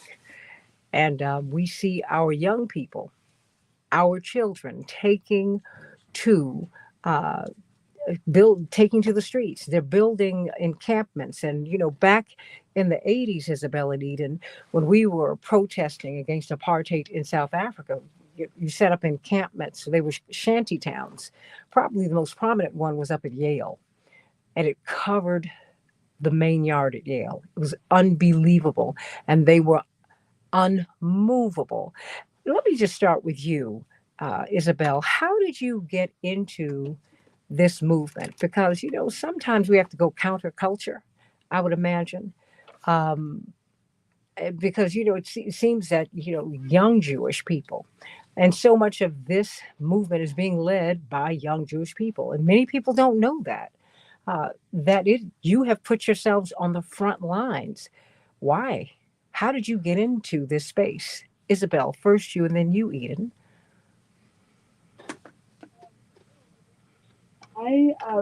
Our JVP chapter at Northwestern was created only a couple of months ago, based off of the climate that we were experiencing on our campus and wanting to push back against the narrative that Jewish students are a monolith, that all collectively supported Israel, because we felt that was a vast overgeneralization. I am personally here because my Jewish identity and how my mother raised me is that we come from a line of people who have historically been persecuted, ethnically cleansed, murdered, and that we need to stand against violence against all people. When we talk about never again for the Holocaust, that means never again for anyone, never again for Palestinians. And my mom also taught me to recognize when we are seeing the signs of genocide at the beginning, as it escalates, and to take a stand. As Jews, we know the price of silence, and we cannot be silent in this moment. And so I believe I can speak for the other Jewish students in this movement when I say that it is that generational trauma that informs why we are here today. And I feel that I have a responsibility to be here, to stand in solidarity with Palestinian people, and also to counter the narrative that this is something that is anti-Semitic, that all Jews are Zionist. I think that JVP is an excellent example of that. Zionism is not the same thing as Judaism, and so for those reasons, I'm here today. What about you, Eden? I mean, what about your path? I think it's always fascinating to hear someone's journey, because look, all Palestinians are not progressive, and all Jewish people are not regressive. I mean, you can't paint with that broader brush, and everybody's got a path to where they are now. What about you, Eden? Some of what Isabel said, for me, this really comes from my family. My family is from Eritrea. I'm a proud Eritrean. And so my parents grew up during the Eritrean Independence War. They grew up where, their native language wasn't something that was allowed to be taught in schools. They had to learn it at home. They grew up hiding in their basements from the bombing of the imperialist Ethiopian regime. And they knew that those bombs were being supplied by Israel and the United States. So when, the independence war in Eritrea was, at its peak, the freedom fighters knew that their cause was also the Palestinian cause, and the Palestinian cause is also their cause, because Israel was also their oppressor. So I've been raised from a very young age to, never kneel down, and to know the signs of justice, and to not be afraid to fight for it. And so, I just feel very lucky that I come from a family that has instilled those values in me. And of course, there's a lot of generational trauma wrapped up in that. And so it's not all positive, but, for me, I have family that lives in Eritrea still. I constantly go back. And so I'm constantly reminded of why it's important and how it really hasn't been that long since we've seen, large scale colonization and decolonization. And for a lot of people around this world, the only reason that they were able to achieve independence was armed struggle and decades of organizing. And so that's sort of my political background that's informed my upbringing. I also grew up in the South. I was raised in Florida. Mm-hmm. So I also spent a lot of time in Alabama. When I was in college, I was spending several summers in Alabama, in Montgomery, and Birmingham. I was lucky enough to spend time with some of the greatest, civil rights activists such as Fred Gray. And I don't take those lessons lightly. Like to spend time in Montgomery and walk through, downtown, walk through by the Capitol, and to see the large statue of Jefferson Davis still up there, and to just feel in the air the presence of the historical winds and sort of just be taken back in time a little bit. Like these are things that, to me, it reminds me that history is not that far away. And it has certainly impacted my life journey as I'm pursuing a PhD in political science. It really has anchored my entire life and how I perceive the world around me. And, I'm grateful to have had the experience that I've had, good or bad, because it's led me to where I am today. And I'm really, really proud to be out there with my fellow students, faculty, staff, community members, to be standing in support for the people of Palestine. We're talking with Isabel and Eden, two Northwestern University students among the thousands of students who are protesting the fact that the Biden administration is not calling for a ceasefire, the fact that we are seeing a genocide in Gaza and the West Bank. Let's talk about this, everybody. 866-594-HOPE, 866-594-4673. We've got with us today Reverend Dr. Todd Yeary. He's pastor of the iconic Douglas Memorial Community Church in Baltimore. Isabel and Eden, you might have heard of someone named Raphael Warnock, Senator Warnock. Well, that was his church before he moved to Atlanta. And of course, he's from the national leadership team of Rainbow Push, and a brilliant lawyer himself, and another brilliant lawyer, one of the foremost advocates for the vote in the United States today, the chairman of the Transformative Justice Coalition, Attorney Darrell Jones. But stay there. Let me ask you this, just specifically, Isabel and Eden, starting with you, Isabel. What do the students, do you all have a list of demands? Do you have some national manifesto? What are you calling for? We are calling for our university to disclose its investments, because we currently do not know what our tuition money is funding. And once it discloses those investments, we are demanding that Northwestern divest from anything that is making money off of the genocide in Israel or genocide anywhere in the world. We are asking our university to cut ties with Israel. We specifically have an Israel Innovation Program, and demanding that the university cut programs such as this. And then lastly, that the university protects the rights of students to protest. Northwestern has long touted its reputation as being a liberal school, a very activism-driven school, and they are currently selling that exact message to admitted students to get them to come to our school. And for that to be true, for them to stand by their word, they must protect the students in the encampment today. And so those are the demands that we are currently fighting for. Eden, are these achievable goals? Because the pushback on BDS has been so fierce down through the years. It seems that you're not backing down off of that. We're saying that we will stay on the lawn until our demands are met. Now, that being said, we understand that things like divestment take a very long time. And we know that this is not going to be a quick win. A lot of us are aware that we might not see all of our demands met within the time before we graduate. But that being said, we are working to build a movement with momentum and sustainability, and continue to put pressure on the university. And what we are hoping to get from them is commitment to meet our demands, even if that will take a while. And we believe that given the incredible amount of people that have shown up, the incredible amount of pressure that we've put on the university, that they have no choice but to listen to us and to start engaging with our demands. Do you expect to see these demonstrations in Milwaukee at the Republican National Convention, in Chicago at the Democratic National Convention, and how might they manifest in the fall when we have the vote? Eden, and then you, Isabel.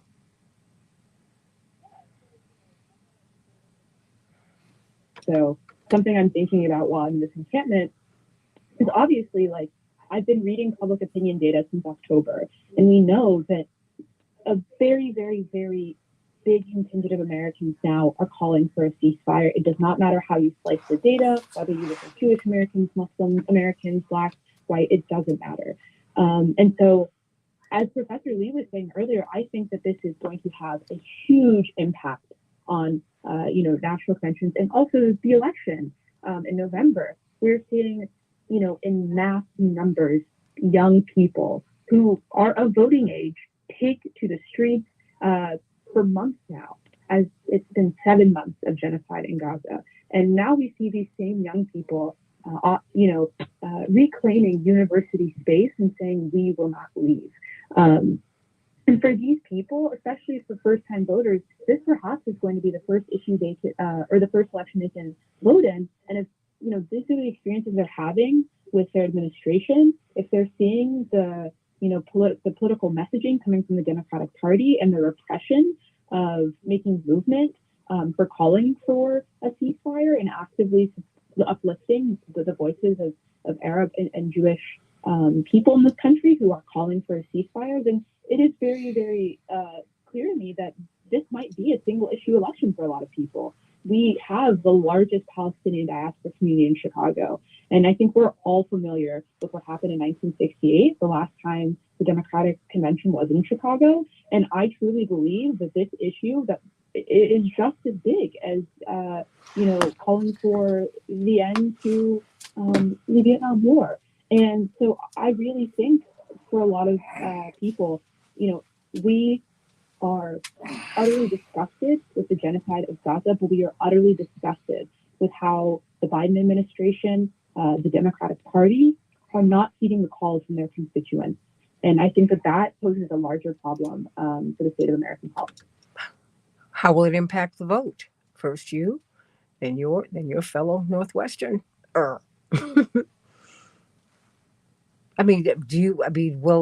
you think people will vote, or will they go third party? Cornel West is about he and Jill Stein are the candidates who shoe most closely to your positions. Not Robert Kennedy; he's way to the right, and Donald Trump and President Biden. We can't get him to call for a ceasefire, although most Americans want that. Where do you see this pushing the vote? Sort of seeing that a phenomenon that we're seeing empirically in American politics is people of all walks of life in this country have really low levels of trust in our government currently. And so while I think that it's great to see some independent candidates getting some traction, what I really fear we're at bigger risk of is we're at risk of people staying home. We are at risk of the Democratic Party's coalition falling apart. We are at risk of Arab American and Muslim voters saying, hey, the Republican Party doesn't care about my existence as a person. This is not a party I can viably vote for. But man, the Democratic Party, the one that is constantly messaging me that, they're the party of diversity, they're the party of inclusion, they have wholly abandoned me and my identity and the issue that for a lot of them means most to them, which is calling for a ceasefire in Palestine and for, calling for our government just in general to stop supporting Israel unconditionally. Israel is the biggest receiver of U.S. foreign aid, and most of that aid is unconditional. And we have heard time and time again, President Biden, as well as other members of Congress, refuse and rebuff calls to add contingencies to foreign aid being delivered to Israel. And it's not just, and it's billions of dollars. It's arms and it's billions of dollars. And so I think that perhaps what we're at biggest risk of seeing is a mass mobilization to stay home and to not vote. Yeah. Wow. I've got a couple minutes before we go to break. Why don't you respond to that, Attorney Darrell Jones? I've got a minute for you and then a minute for Reverend Dr. Urey. Well, a little bit more than a minute, Darrell, just little. And thank you to both Isabel and Eden for the principled stand that they're taking. I just think it, it's just it reflects well with the Gen Zs and the belief that students are interested in what's happening politically, and they're certainly standing in that reach to show that in fact they're very interested. So thank you. And additionally, all that you're doing with regards to raising the issue of what's happening in Gaza, we're very appreciative of that.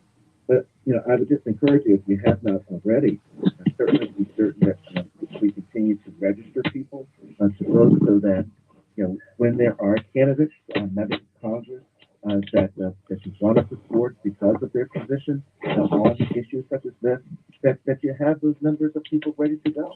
And so, congratulations on all that you're doing. But I certainly encourage you to push forward on registering and getting the students and everyone active on the voting side of that as well.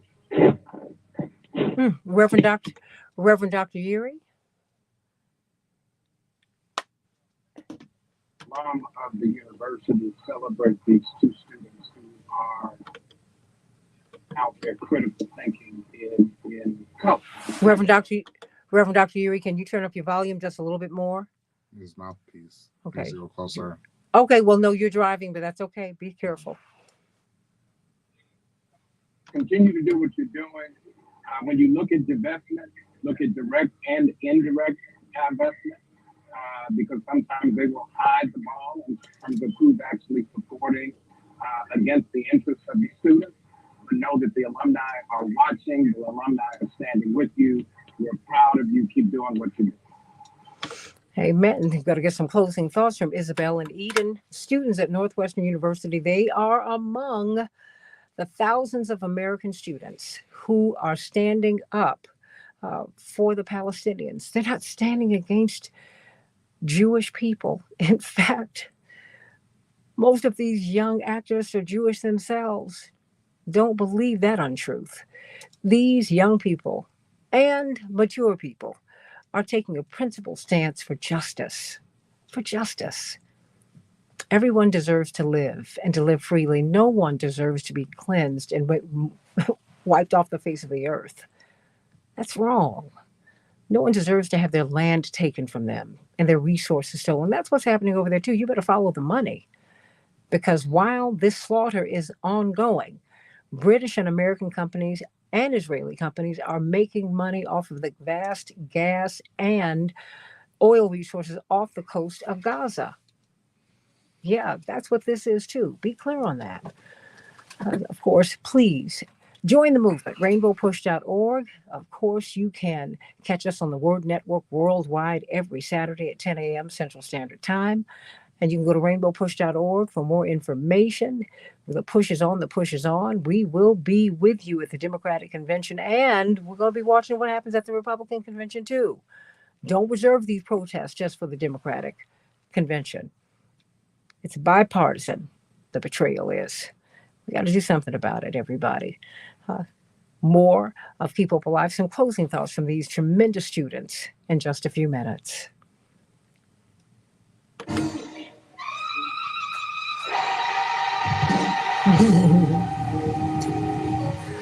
I love that black soprano wobble. Coming up, we'll have closing thoughts.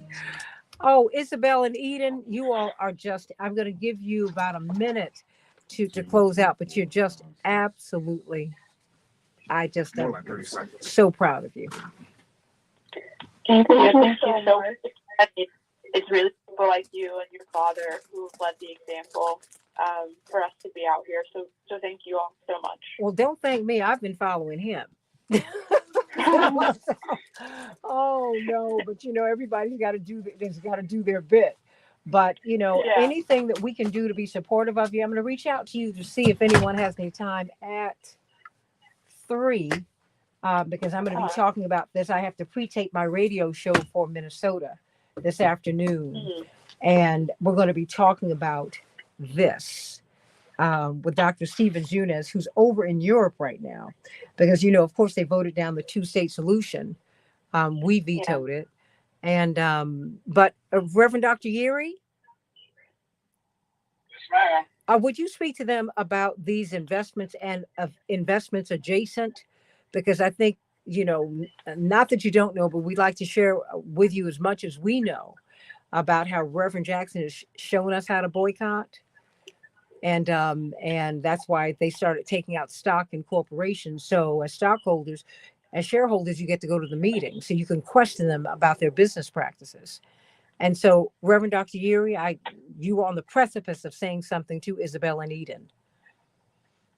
The point of looking at direct and indirect divestment is important because as you wait for the disclosures from the university, you can start with their public filings to kind of see if you can glean some things in terms of where your tuition money is going.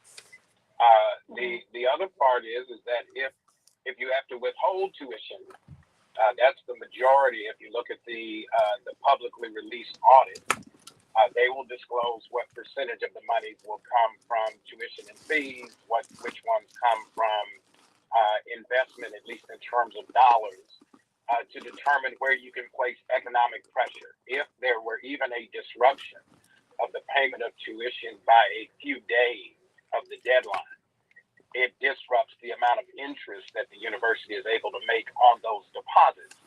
And so I think you have to continue to think creatively. You're well on your way to doing it. Keep the pressure on. And I think it is very sober to recognize that simply because it may not happen quickly does not mean that you should not make the ask. So make the demands, get the commitments, and make sure that your successor students, those who will follow you, will continue to keep that pressure on and make sure that the university delivers on not only what's demanded, but also what's committed. Amen to that. Because I think, because there's so, that's why I wanted him to share that with you, because there's more than, there are so many ways that you can approach this. And even withholding your tuition just for a few minutes sends a chill. Because let's be clear, they're in the business of educating you. They need your money. They need your money. And you can't play with them about what they do with your money. You're right. And when you approach a boycott that way, the Black folks, most of whom were unlettered in Montgomery, they understood that. They said, if I don't ride this bus, you don't make money. So they had to make an economic decision after a year. They said, we are losing money. So the segregation is not going to work. We get this now. We got it. 30 seconds. Stand by. I'm going to get some closing thoughts from you. Stand by. Okay.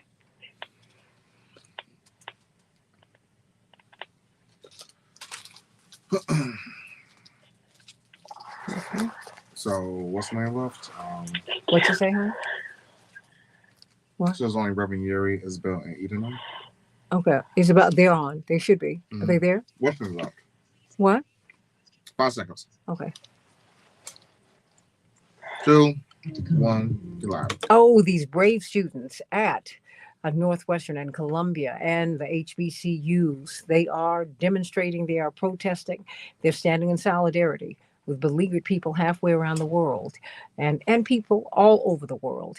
Isabel and Eden, we are so grateful to you for your bravery and the bravery of your fellow students at Northwestern and all around the country. You're empowering everybody. Your closing thought, Isabel, in about 30 seconds. Yes, I am so incredibly grateful for the amount of people that have shown up and poured so much energy and love into this movement.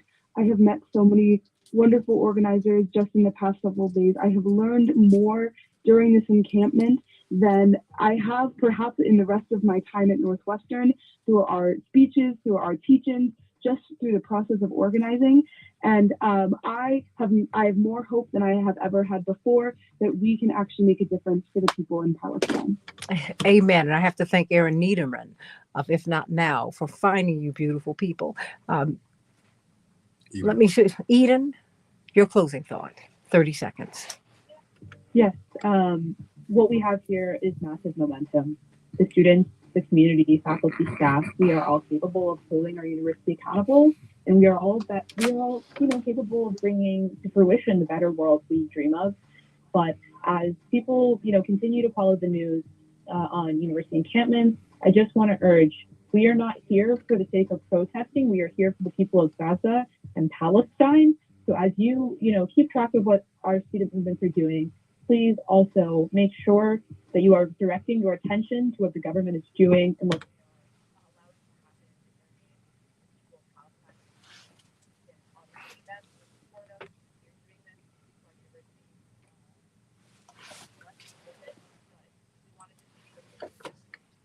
Keep hope alive, everybody. For information on upcoming shows and Okay, guests, stand by. please visit our website at www.keephopealiveradio.com. You're doing great work, Isabel and Eden. You're doing great work. We are so proud of you. So proud of you. Just so proud. I cannot say enough. I cannot say enough about what you all are doing. And when I see you students out here just doing it, and you're doing it nonviolently, you're showing people what solidarity really is all about. And I'm so glad that you're not listening to the naysayers and all of the noise, and that you understand when saboteurs are trying to wreak havoc upon your demonstration, understanding that no, we're not talking about, no one's going to speak disparagingly of my Muslim, Jewish, Christian, Buddhist, atheist, agnostic brothers and sisters here, my white, black, brown, yellow, red sisters and brothers here. We're not going to have that. You may not do that. Dr. Maya Angelou used to disinvite people from her home when they would speak disparagingly of other people, whether it was a group, individuals. She said, I don't want that energy here. Yeah. I don't want it. I don't want it in the encampment. I don't want it in my home. I don't want it in my life. And I thank you all. I'm going to reach out. I'm going to send you text to see if you're going to be available at any point, maybe at 3:30 or so. Just to see if I could get you on to talk about that, because I think it's important to get your perspective, and to talk. And I'm going to connect you to Reverend, so that because he does want to speak with you about and let you know that he is supportive. So you will be hearing from me in the next couple of hours, actually. I'm looking forward to it. But we are in Hyde Park, at Rainbow Push, and so I'm going to. He wanted to have you all come by the office, and so I'm going to reach out to you all so we can make that happen. Okay. Okay. Thank you so much for having us today. Oh. Your time, your words mean everything. Oh, look, words, actions. Look, you have my number.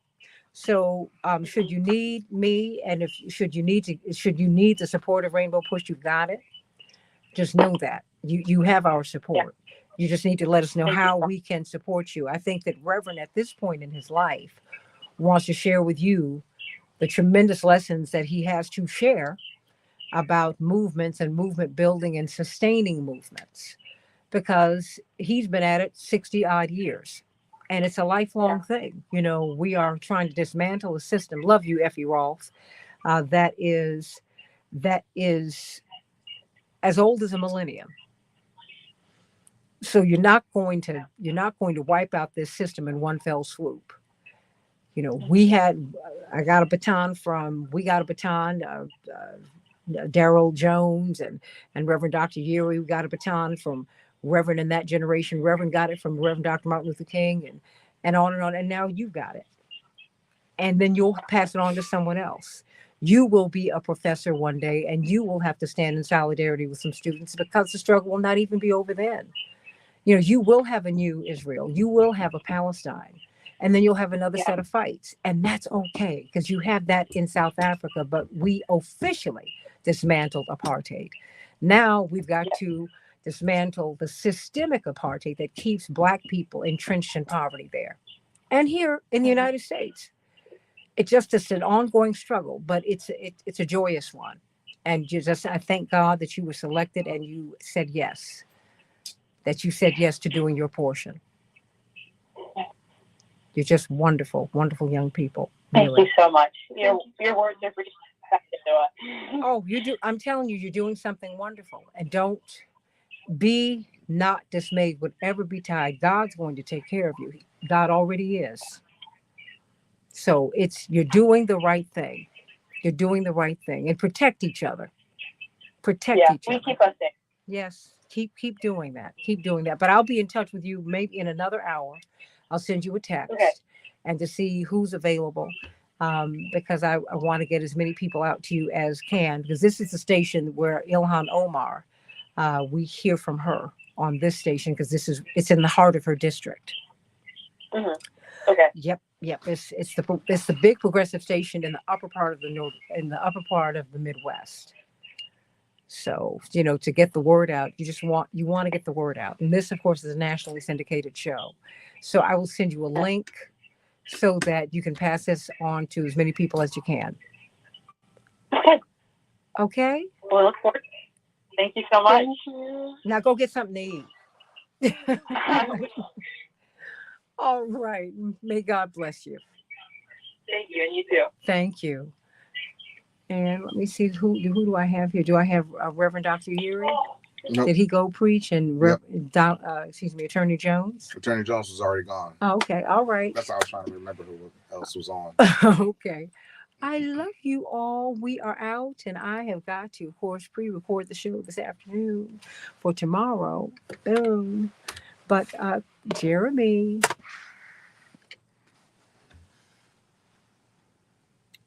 Have a great morning. Talk to you guys. Good morning and welcome to Hey. Keep Hope Alive with Reverend Love Jesse you. Jackson. See you tomorrow on AM 950 The views and radio. opinions of this program are not necessarily the Love views you, of this. Yvonne. Love you, Daryl. Love all of you. The Love you, Reverend love you, love you. Jesse, Reverend Jackson.